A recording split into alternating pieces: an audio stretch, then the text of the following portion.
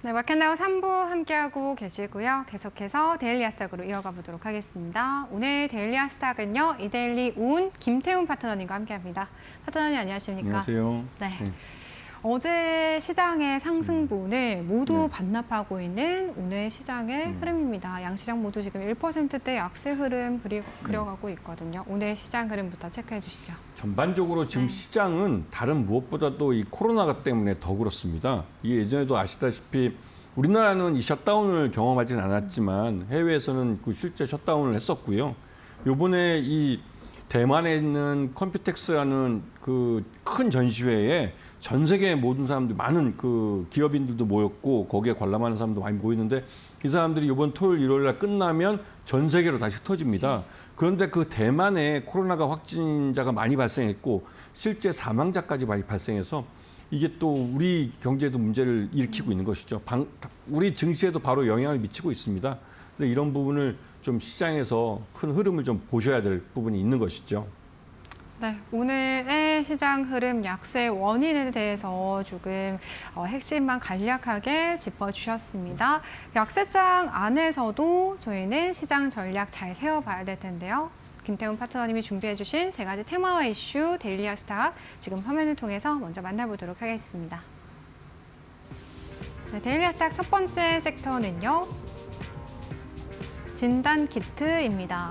중국과 홍콩, 대만 등 이제 중화권과 태국에서 코로나 바이러스가 확산하면서 오늘 진단키트, 백신주들 연일 급등 보여주고 있거든요. 관련해서 이야기 들어보도록 하고요. 두 번째는 자율주행입니다. 일론 머스크 테슬라 CEO가 이제 테슬라의 완전 자율주행 로보택시 서비스를 6월 중에 출시한다라는 내용인데요. 뭐 자율주행과 2차 전지에 있어서 조금 상승 모멘텀이 될 수 있을지 여쭤보도록 하고요. 마지막은 반도체입니다. 앞서 말씀해주신 컴퓨텍스 2025가 대만에서 열리고 있는데 반도체와 AI 관련주들의 조금 온기가 될 수 있을까라는 기대가 있었거든요. 또 오늘 반도체주들 약세 흐름 띄고 있어서요. 함께 전략 챙겨봐야겠습니다. 네, 데일리 아스닥 첫 번째 테마, 이제 진단 키트부터 살펴보도록 하겠습니다. 코로나19 재확산세예요. 진단 키트 관련주들, 백신 관련주들 부각을 받고 있습니다. 그런데 조금 단기적인 테마성 재료에 그치는 경우가 많았어서요. 지난해 여름에도 그렇고요. 그렇죠. 네, 이번에 좀 어떻게 봐야 될까요? 이 코로나라는 게 우리나라 같은 경우는 이제 계절성을 나타냅니다. 네. 한여름에 이 코로나가 또 극성을 벌이기도 하고 이제 감염자들이 많이 발생하죠. 겨울에는 독감과 함께 또 환자가 많이 늘어납니다. 이게 이제 특징이 있는 게 둘 다 폐쇄적인 공간이 만들어질 때 이게 발생한다는 것이죠. 네. 여름에 벌써 6월 달만 돼도 문과 창문을 다 닫고 에어컨을 킵니다. 그러면서 또 우리가 마스크를 안 쓰고 있지 않습니까, 이제. 네. 그래서 거기서 이제 코로나가 많이 확진자가 발생하고 있죠. 그런데 중요한 점은 이렇게 확진자가 많이 발생하면 이들에 대해서 진단 키트를 통해서 이제 감염자와 비감염자를 구분해내야 되는데 지금 현재 진단 키트를 양산해왔던 업체들이 대부분 다 감산을 하고 있습니다. 왜냐하면 이 팬데믹이 끝났기 때문에 수요량이 많지 않고 그러다 보니 예전에 생산량을 늘려놨던 걸 이제 줄이는데 그러다 보니 실적도 굉장히 나쁩니다. 진단 키트들이 대부분 나쁜데요. 그런데 지금 이렇게 계절적으로 여름과 겨울에 갑자기 늘어나기 때문에 이거를 평소 때는 대응해서 일부러 재고를 쌓아놓기도 좀 어려운 측면이 있습니다. 그래서 항상 여름철이나 이 겨울철에 유행하는 그 시기에 맞춰서 이 진단키트 관련주들이 급등하는 경우가 많이 나타나고 있습니다. 그래서 이러한 계절성을 이용한 투자도 많이 이루어지고 있는데요. 이번에는 좀 이르게 대만과 중국, 그다음에 홍콩 이런 우리나라와 거리가 좀 가까우면서도 인구가 많이 오가는 이런 지역에서 먼저 발병을 했고 그게 변이 바이러스입니다. 그러다 보니 기존에 저희들이 맞았던 백신이나 이런 게 여기에 제대로 작동을 못해서 이 확진자들이 더 많이 발생하는 그런 현상이 나타나고 있죠. 그래서 실제로 일부 홍콩에서 변이 바이러스는 우리나라에 우리나라에서 발견이 되고 있습니다. 그런 것 때문에 더더욱 이 진단키트 관련주들의 매수세가 많이 몰리고 있고요.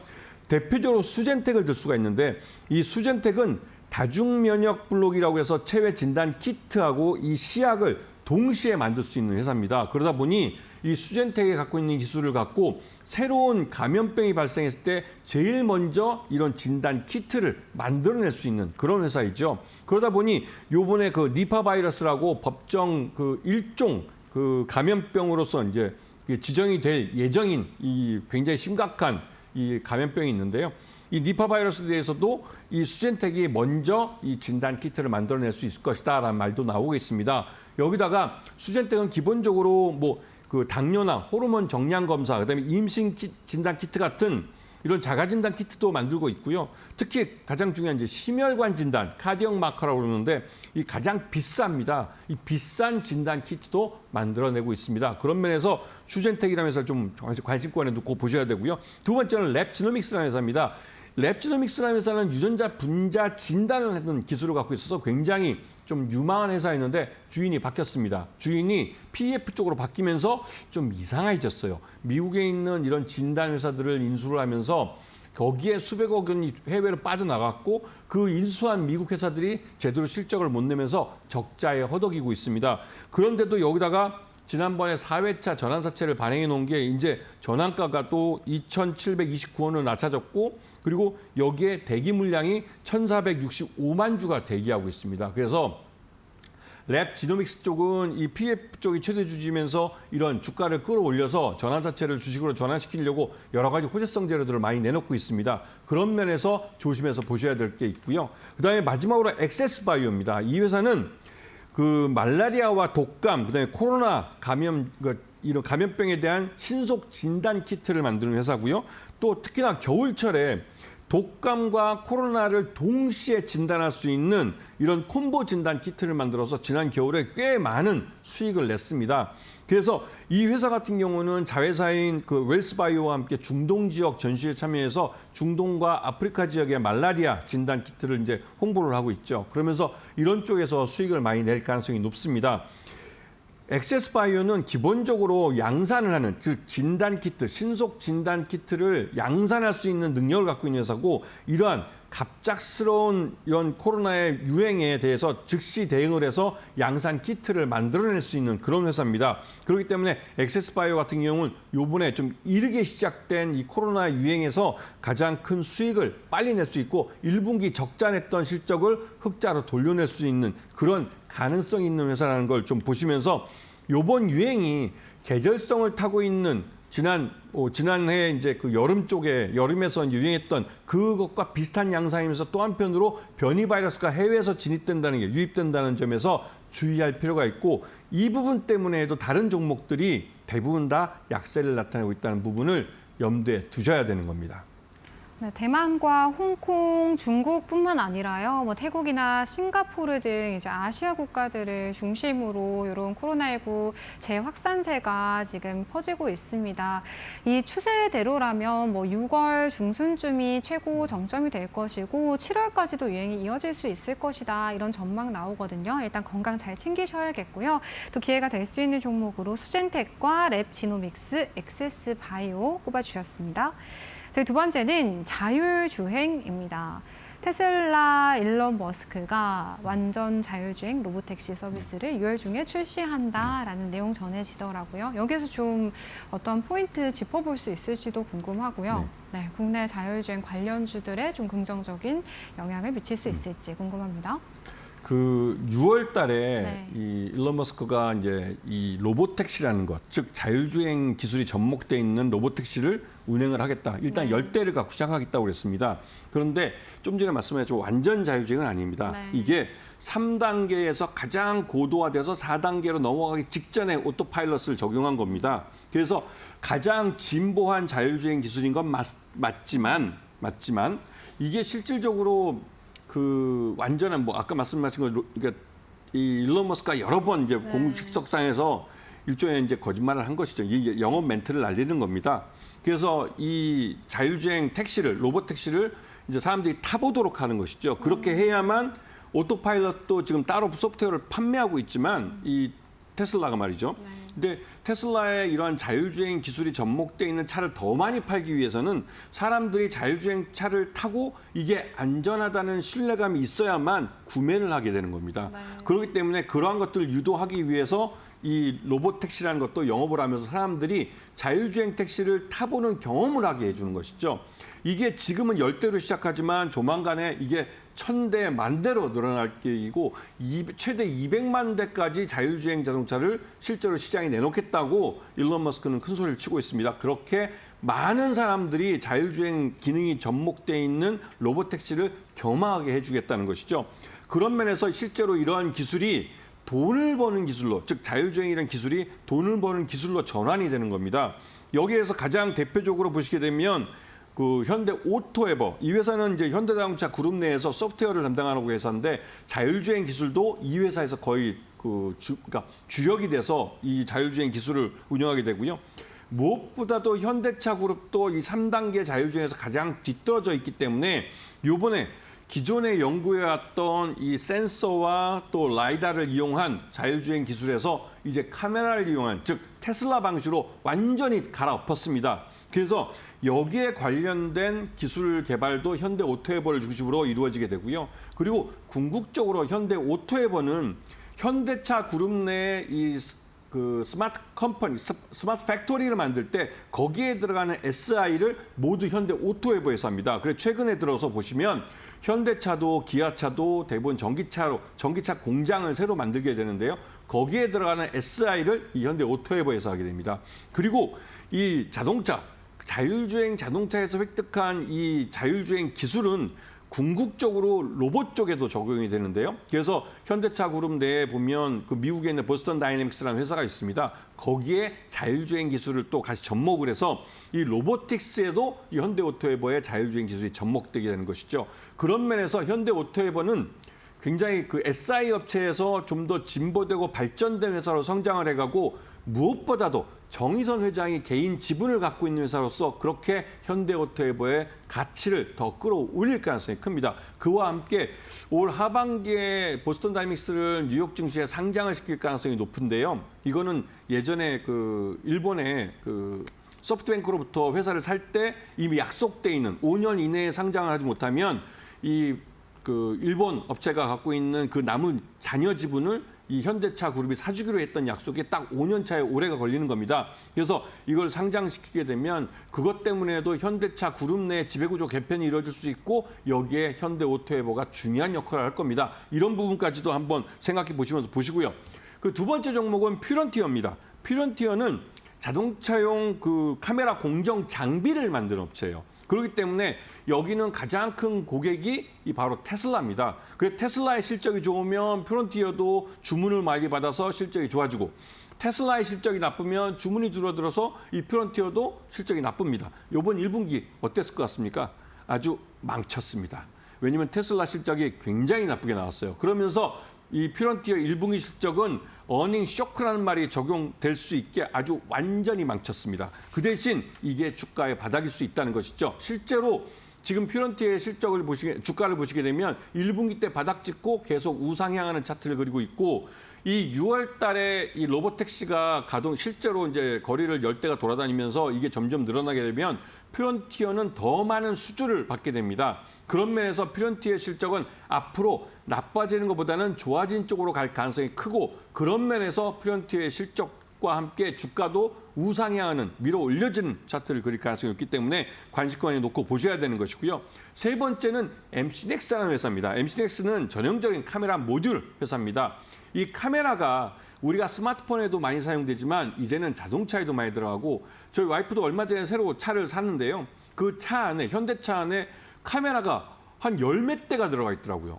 이게 진짜 말 그대로 자동차가 전자장치가 돼버렸어요. 그러면서 카메라가 온 사방, 그러니까 뒤 후방 카메라도 전방 카메라도 양쪽 사이드 미러도 모두 카메라로 보여줍니다. 그러면서 카메라가 굉장히 많이 들어가는 거죠. 이 말 뜻은 MC넥스의 자동차용 카메라가 그만큼 수요가 많아진다는 의미입니다. 그런 뜻에서 지금 로보택시가 이제 실제로 시장에 나와서 수익을 내는 수익 사업화되면 자율주행 기술과 관련된 이 카메라 쪽, 이런 쪽에 관련된 기업들은 실적이 좋아질 수밖에 없습니다. 그렇기 때문에 길게 보시면 지금 이런 관련된 자율주행 기술과 관련된 카메라 쪽 관련된 기술을 갖고 있는 회사들은 지금이 어쩌면 가장 싼 가격일 수 있다는 부분을 좀 보시면서 시장에 접근을 하셔야 되는 겁니다.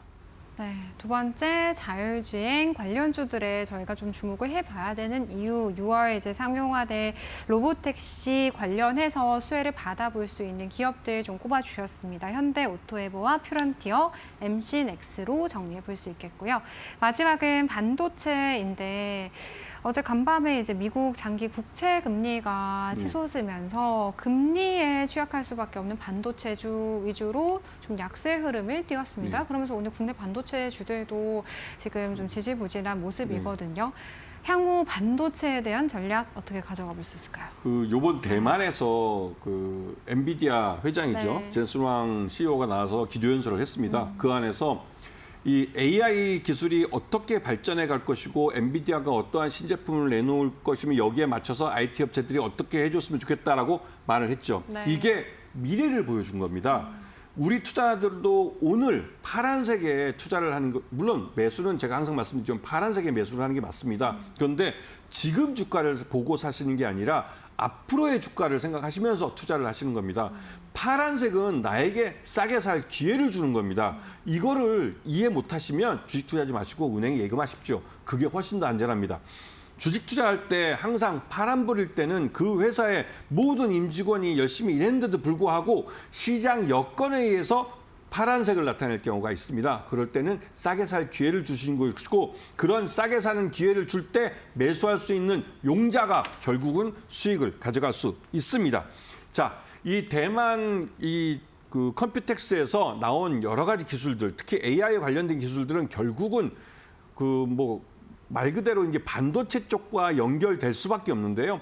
AI 쪽 가장 발전돼 있다는 엔비디아의 AI 가속기 쪽 관련된 발전 이 GB300이 올 3분기 때 새로 나올 건데요. 거기에 맞춰서 우리 삼성전자나 SK하이닉스, 특히 이제 SK하이닉스는 엔비디아의 공급망이 들어와 있기 때문에 HBM3 12단짜리를 독점해서 납품하고 있고 올 하반기에 HBM4 6세대 반도체를 내놓을 겁니다. 그것도 양산 모델을 내놓을 것이죠. 그러면 여기에 관련된 이 제조 장비나 이런 쪽에 들어가는 모든 업체들도 또 새로운 시장이 열리는 것이죠.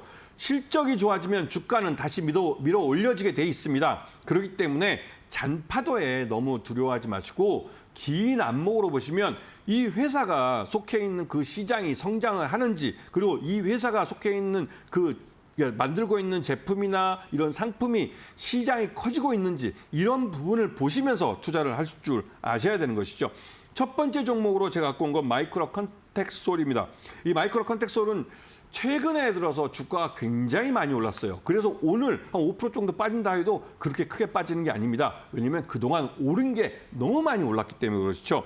이 마이크로 컨텍 솔루션은 말 그대로 반도체 검사 장비에 들어가는 소모품인 IC 소켓을 만드는 회사입니다. 그리고 이 IC 소켓을 물리는 그 반도체는 대부분 메모리 모듈과 또 SSD라고 해서 이쪽은 두 개 다 모두 AI 데이터 센터에 소비되는 겁니다. AI 데이터 센터 하면 여러분 아시겠지만 연초에 트럼프 정부 들어서면서 미국에다가 50개 주 중에 48개 주에다가 AI 데이터 센터를 모두 짓겠다라고 말을 하면서 엄청난 수요를 만들었죠. 4년 동안 5천억 달러를 쏟아붓겠다고 했습니다. 거기에 들어가는 AI 데이터 센터에 가장 많이 소요되는 게 바로 메모리 모듈과 또 SSD입니다. 그런데 그런 메모리 모듈과 SSD를 만드는 이런 반도체들이 정상적으로 만들어졌는지 검사하는 게 바로 이 소모품인 IC 소켓을 갖고 하는 겁니다.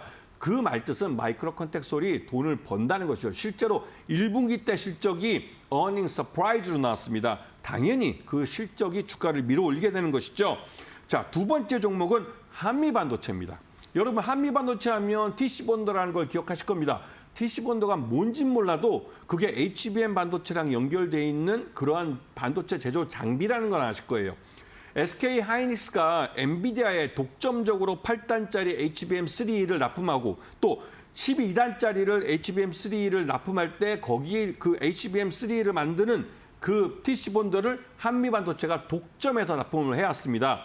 그런데 이 TC본더를 납품하다 보니 말 그대로 이 한미반도체가 만들어내는 TC본더의 수량에 따라서 이 SK하이닉스의 생산량이 거의 결정이 되다시피 해요. 여기에 SK 하이닉스 입장에서는 물 들어올 때 노젓고 싶은데 더 많은 TC본드를 공급받고 싶지만 한미반도체는 그렇게 공급량 한꺼번에 늘리려고 하지 않습니다. 그러다 보니 이 SK 하이닉스가 새로운 그 공급망으로 이 한화 세미텍을 또 선택을 했습니다. 그것 때문에 한미반도체 쪽에서 좀 열받았죠. 그래서 한미반도체가 그동안 납품했던 가격을 인상하지 않고 납품했던 그 TC본드 가격을 요번에 일괄적으로 28%를 인상했습니다. 그 부분이 다음 2분기 때부터 실적에 포함이 되죠. 여기다가 유지보수를 그동안 무상으로 해왔었는데 한미반도체가 이제는 유료로 해달라고 요구를 했습니다. 이 말뜻은 한미반도체 실적이 2분기 때 점프업을 할 수 있다는 의미이기도 합니다. 물론 이 TC본드를 이 한화 세미텍하고 나눠서 하기 때문에 이게 좀 전체적으로 이제 큰 물량은 줄어들게 되죠. 그런 부분이 좀 아쉬운 부분이 있지만 향후 삼성전자가 이제 가동을 하면 삼성전자가 거기에서 수익을 낼 가능성이 높고요. 마지막에 미코입니다. 미코는 좀 전에 말씀드렸던 그 한미반도체 TC본드의 그 상부에 들어가는 펄스, 그러니까 그러니까 코팅하는 게 아니죠. 이 장비, 반도체 장비 쪽에 들어가는 핵심 부품인데요. HBM 제조용 TC본드에 펄스 히터라는 게 있습니다. 펄스 히터는 상부와 하부로 나뉘는데 작년에 하부를 국산화해서 납품을 했고 올해는 상부를 완성을 했습니다. 그리고 그 부분은 이제 하반기부터 납품을 하는데 일단은 외국에 있는 업체부터 먼저 납품을 하는데 아마도 이게 마이크론일 가능성이 높습니다. 그리고 우리나라의 삼성전자와 SK 하이닉스에도 미코가 이 TC본드용에 들어가는 이 펄스 히터를 납품할 거라고 합니다. 그에 따라서 이 미코는 실적이 굉장히 좋아질 가능성이 높고요. 그리고 또 자회사 중에 미코파워라는 회사가 있는데 이 미코파워라는 회사는 고체연료 전지 쪽에 관련된 이러한 그 핵심 부품인 스택을 만들어내는 회사입니다. 그래서 이쪽 관련해서는 이제 탄소 포집 사업에서 또 수혜를 받을 거기 때문에 이런 부분도 한번 보시는 게 좋으실 것 같고요. 미코는 작년인가요? 올 연초인가 미코 바이오메드라는 바이오 쪽 사업부에 있는 사업부를 매각을 했습니다. 그러면서 사업 구조조정을 완료했죠. 그럼 전반적으로 실적이 꽤 좋아졌습니다. 앞으로도 좋아질 가능성이 높기 때문에 이 미코라는 회사도 주의 있게 볼 필요가 있습니다.